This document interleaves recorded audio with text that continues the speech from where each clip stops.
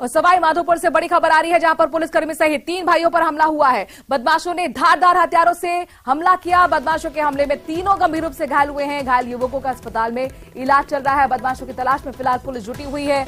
एक बार फिर पुलिसकर्मी पर बदमाशों का देखिए किस तरीके से हमला। तो जाहिर तौर पर आप अंदाजा लगा सकते हैं कि बदमाशों में पुलिस का खौफ नहीं है। सवाई माधोपुर से बड़ी खबर, जहां पर पुलिसकर्मी पर ही बदमाशों का हमला हुआ है। 3 गंभीर रूप से इस हमले में घायल हुए। घायल युवकों का अस्पताल में इलाज चल रहा है। छोटे भाई ने फोन किया था जी, गाड़ी का पैसे को लेकर फोन बैठा था, तो उसको फोन करके बुला लिया होगा उन्होंने। मेरे पास फोन किया, भाई 2 मिनट के लिए आ जा, कोई पैसे का मामला है जो अपन बैठ के साफ करना है। ये घटना हुई थी। वहाँ पे मैं पहुंचा, जाते ही उन्होंने ताबड़तोड़ हथियारों के साथ मारपीट करना स्टार्ट कर दिया। और अब आपको गुजरात के विधानसभा लिए चलते हैं, जहां पर ओम बिरला सदन को संबोधित कर रहे हैं। माननीय शंकर भाई, गुजरात विधानसभा के उपाध्यक्ष श्री जेठाभाई को भी मैं बधाई देता हूं कि उनको गुजरात विधानसभा के अध्यक्ष और उपाध्यक्ष के रूप में अपने संसदीय दायित्वों को इस लोकतांत्रिक संस्थाओं के अंदर सदन को चलाने की एक महत्वपूर्ण जिम्मेदारी मिली है। इस राज्य के मुख्यमंत्री श्री भूपेंद्र भाई पटेल, संसदीय कार्य मंत्री श्री ऋषि भाई पटेल का भी मैं अभिनंदन करता हूं कि आपको जनता ने फिर से आपके नेतृत्व में पूर्ण बहुमत की सरकार दी है और इस गुजरात के विकास को आगे बढ़ाने का दायित्व माननीय मुख्यमंत्री जी को दिया है। हमारे बीच में सभी माननीय सांसदगण, प्रदेश के अध्यक्ष, हमारे संसद में सहयोगी CCR पटेल जी, पूर्व महामहिम, पूर्व मुख्यमंत्री,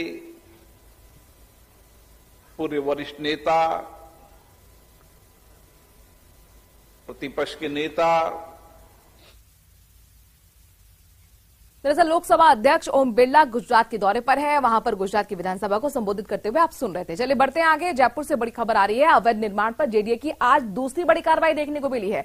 अवैध कॉलोनी पर जेडीए का बुलडोजर चला है। भूतावली गांव में बसाई जा रही थी ये अवैध बिल्डिंग, और ये कॉलोनी पर दरअसल ये पूरी तरह से बुलडोजर चला। 4 बीघा कृषि भूमि पर यह अवैध निर्माण हो रहा था। जेडीए ने अवैध कॉलोनी को ध्वस्त कर दिया। अवैध कॉलोनी पर जेडीए का बुलडोजर चला है। बड़ी कार्रवाई। भूतावली गांव में यह अवैध कॉलोनी बसाई जा रही थी। 4 बीघा कृषि भूमि पर यह अवैध निर्माण हो रहा था, जिसको ध्वस्त कर दिया है जेडीए ने। इस अवैध कॉलोनी को जेडीए ने ध्वस्त किया, बुलडोजर चलाया, और ये जेडीए की आज ही के दिन दूसरी बड़ी कार्रवाई है। इससे पहले एक अवैध बिल्डिंग को सीज करने का मामला सामने आया था, और अब जेडीए की दूसरी बड़ी कार्रवाई। अवैध निर्माण पर, अवैध कॉलोनी पर जेडीए ने बुलडोजर चलाते हुए उसे ध्वस्त कर डाला। कृषि भूमि है, 4 बीघा की कृषि भूमि, जहां पर अवैध कॉलोनी का निर्माण चल रहा था और उस पर बुलडोजर चला है।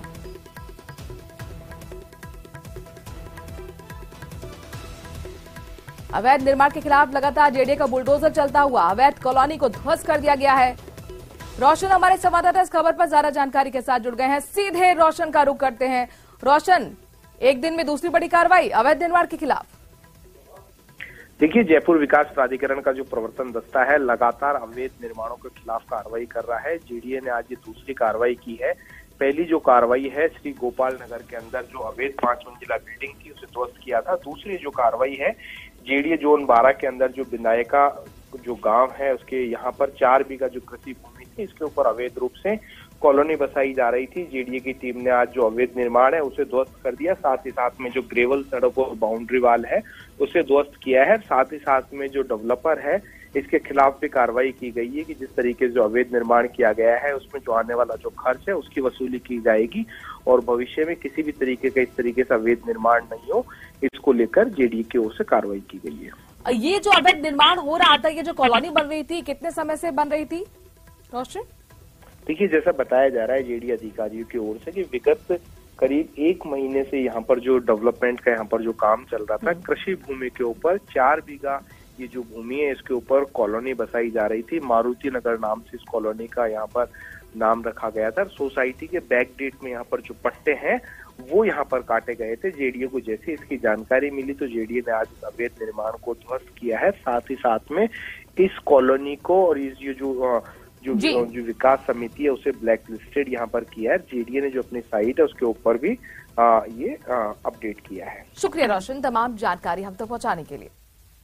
जयपुर से अगली खबर है जहां पर मस्जिद रेजिडेंसी और साथ ही मदरसे के आगे नई कमेटी के गठन को लेकर सामूहिक भूख हड़ताल तीसरे दिन भी जारी रही। कल राम मामले में वार्ता के लिए अधिकारियों ने जब नई कमेटी के गठन पर असमर्थता जताई तो मौके पर काफी हंगामा, नारेबाजी हुई। उन्होंने अधिकारियों के दल को स्पष्ट कहा कि वो भूखे मौके पर ही जान दे देंगे, लेकिन वक्फ समितियों जो संपत्तियां हैं उनको नुकसान पहुंचाने के इरादे रखने वालों को बिल्कुल नहीं बख्शे देंगे। इसके साथ ही इस मौके पर लोगों ने आक्रोश व्यक्त करते हुए मौके पर जमकर नारेबाजी की, दल को वापस रवाना कर दिया।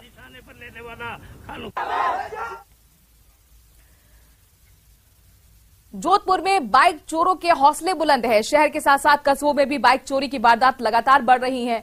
इसके साथ साथ जोधपुर में भोपालगढ़ में मेले के कार्यक्रम में 2 मोटरसाइकिल चोरी हो गई। वहीं बाइक चोरी का सीसीटीवी फुटेज सामने आया है जिसमें चोर बाइक को पार्किंग से निकालकर ले जाता हुआ दिख रहा है। पीड़ित ने थाने में शिकायत दर्ज करा दी है। पुलिस ने सीसीटीवी के आधार पर चोरी की तलाश जो है वो शुरू कर दी है और आखिरकार चोरों तक पहुंचने की रणनीति बनाई जा रही है।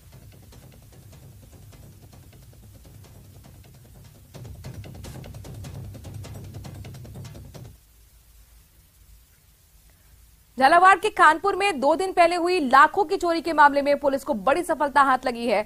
पुलिस ने मामले का खुलासा करते हुए 2 आरोपियों को गिरफ्तार किया है। पुलिस से मिली जानकारी के मुताबिक गिरफ्तार आरोपियों में से एक पीड़ित का सगा भांजा है जिसने अपने साथी के साथ मिलकर चोरी की वारदात को अंजाम दिया।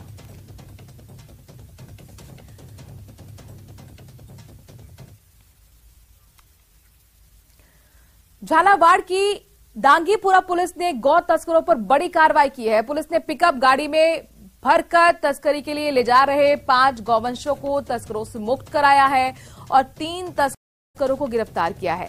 बता दें कि पुलिस गौ तस्करी की रोकथाम के लिए लगातार अभियान चला रही है जिसके तहत कार्रवाई करते हुए थाने के सामने से ही गुजर रही गाड़ी की तलाशी ली गई जहां पुलिस को गाड़ी में 5 गौवंश क्रूरता पूर्वक भरे हुए मिले। फिलहाल आरोपी पुलिस की गिरफ्त में है जहां उनसे कड़ाई से पूछताछ हो रही है। और खबर झुंझुनू से है जहां पर अंधविश्वास का एक भयावह मंजर देखने को मिला है। बड़ाऊ गांव में एक महिला के अंदर से भूत प्रेत निकालने के नाम पर एक व्यक्ति ने उसके हाथ पर जलते हुए अंगारे रख दिए जिससे महिला के दोनों हाथ पूरी तरह से झुलस गए। पीड़िता ने जब पुलिस में शिकायत करने की बात कही तो आरोपी ने उसके पूरे परिवार को तंत्र विद्या से जान से मारने की धमकी दी। करीब 1 महीना बीत जाने के बाद पीड़िता ने थाने में आकर रिपोर्ट दर्ज करवाई। के अंदर मंदिर में गई थी। मेरी इच्छा हुई कि मैं मंदिर में जाऊं। मैं मेरा पति ने बोली मेरे साथ चलो मंदिर में। बोला ठीक है चलो। मंदिर में गए हम। मंदिर जाने के बाद वो पुजारी है ना वो बैठा था वहाँ पर वो पूजा कर रहा था। मैं भी वहाँ पर बहुत सी लुगाया बैठी थी। बड़ी बेटी जना वो बोलो कि है ना एक अंदर तो भूत नहीं है जना भूत नहीं है। फिर मेरे चोटों पकड़ के 2-3 चाटा लगाया और चोटों पकड़ के घसीट तो और नीचे गिर दियो। आज मोनिका पत्नी विनोद कुमार कुमावत निवासी बड़ाऊ ने थाने पर उपस्थित होकर रिपोर्ट दी कि करीब 1 महीने पहले बड़ाऊ गांव के जो झाड़ा फूंक करने वाले 2 व्यक्ति है, उन्होंने भूत प्रेत के नाम पर उसके हाथों पर अंगीरे रख दिए, जिससे उसके हाथ जल गए। ऐसी रिपोर्ट प्राप्त हुई तो उस पर हमने मुकदमा दर्ज करा करके और अनुसंधान कर रहे हैं। और अगली खबर भरतपुर से है, जहां पर सेक्सटॉर्शन से ठगी के मामले में एक्शन हुआ है। सेक्सटॉर्शन से ठगी के मामले में पुलिस ने कार्रवाई की। पुलिस ने 2 आरोपियों को गिरफ्तार किया है। आरोपियों के पास से 2 फोन भी बरामद हुए हैं। फोन के अंदर मिले ठगी के अहम सबूत पुलिस को देखकर एक आरोपी भागने में हालांकि फरार भी हुआ, कामयाब रहा। इसके साथ साथ ही आईपीएस की जो डीपी लगाकर ये ठगी का आरोप इन लोगों पर है, जिनकी गिरफ्तारी हुई है। सेक्सटॉर्शन से ठगी के मामले में बड़ा एक्शन पुलिस ने लिया है। पुलिस को देख हालांकि एक आरोपी भागने में जरूर कामयाब रहा, बड़ी खबर। लेकिन 2 जो युवक हैं उन्हें पकड़ लिया गया है। इन पर आरोप है कि ये डीपी लगाकर सेक्सटॉर्शन से ठगी करते थे। कोटा से बड़ी खबर है, जहां पर ट्रक ने कार को मारी टक्कर और कार सवार 2 लोगों की ऐसे में मौत हो गई। 2 लोग घायल भी हुए हैं। दोनों मृतकों के शवों को मोर्चरी में रखवाया गया है। घायलों को अस्पताल में भर्ती कराया गया है। तालेड़ा बाईपास के पास रात यह हादसा हुआ।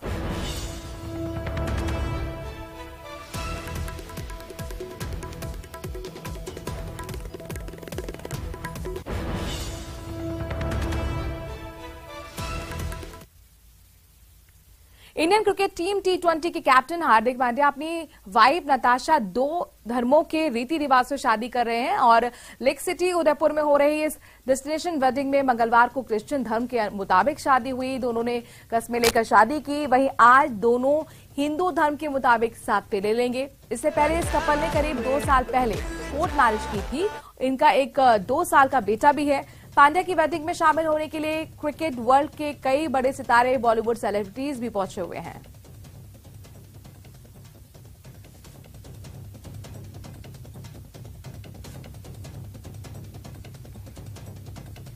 ये तस्वीरें सामने आ चुकी हैं हार्दिक पांड्या की वेडिंग की, और एक क्रिश्चियन रीति रिवाजों को फॉलो करते हुए ये शादी हुई। हालांकि आज जो है हिंदू रीति रिवाजों के जरिए शादी होनी है।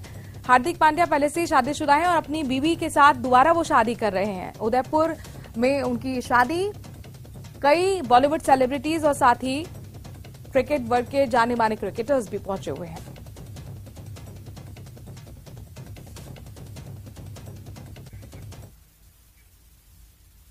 और अब बात अलवर में चल रहे देश के सबसे बड़े थिएटर फेस्टिवल की। अलवर रंगमंच कार्यक्रम के नाट्य महोत्सव में 32वें दिन भगवान बुद्ध के जीवन काल की एक बहुवृत्त कथा पर आधारित नाटक एक था डाकू उंगलीमाल का मंचन किया गया। गाजियाबाद के द्रौपदी थिएटर ग्रुप द्वारा ये नाटक किया गया। नाटक का मंचन स्वतंत्रता सेनानी हरुमल तोलानी सभागार के रंगमंच पर किया गया। मैं तो केवल तुमसे विनती करता हूं कि तुम मेरी बात सुनो। यह कार्यक्रम 75 दिवसीय अलवर रंग महोत्सव मनाया जा रहा है, जो अलवर रंगम के नाम से है, और ये लगातार 28 मार्च तक चलेगा। रंगमंच और संगीत इनसे जुड़ा हुआ रहता हूँ, और मैं इस आपके माध्यम से सभी को विनती करूँगा कि ज़्यादा से ज़्यादा संख्या में अलवर रंगम में पधारें और यहाँ पे मंचित होते जितने भी नाट्य हैं उनको ज़रूर से ज़रूर देखें। ये थिएटर फेस्टिवल है और ये अलवर रंगम के नाम से हम कर रहे हैं, और ये 13 जनवरी से 28 मार्च तक लगातार होगा। इसकी विशेषता ये है कि इसमें 75 नाटकों की प्रस्तुति होगी, और जो कि अलग अलग निर्देशक होंगे, अलग अलग भाषाओं के नाटक होंगे। हमारे यहाँ जो अलवर रंगम है, जो 13 मार्च से 28 मार्च तक जो चलेगा, उसमें 13 स्टेट है, यानी कि 13 स्टेट के नाटकों का मंचन हो रहा है। ये दुनिया का सबसे लंबा 75 दिनों का थिएटर फेस्टिवल हो रहा है, और आज इसका 33वां दिन है, जिसमें उत्तर प्रदेश गाजियाबाद से आई है एक टीम। नाटक होगा एक था डाकू अंगुलीमाल, अदिति उन्मुख जी के निर्देशन में। तो सभी से रिक्वेस्ट आइए और देखिए अलवर शहर में इतना बड़ा जो थिएटर फेस्टिवल हो रहा है। और इसी के साथ इस बुलेटिन में इतना ही। बने रहिए न्यूज़ 18।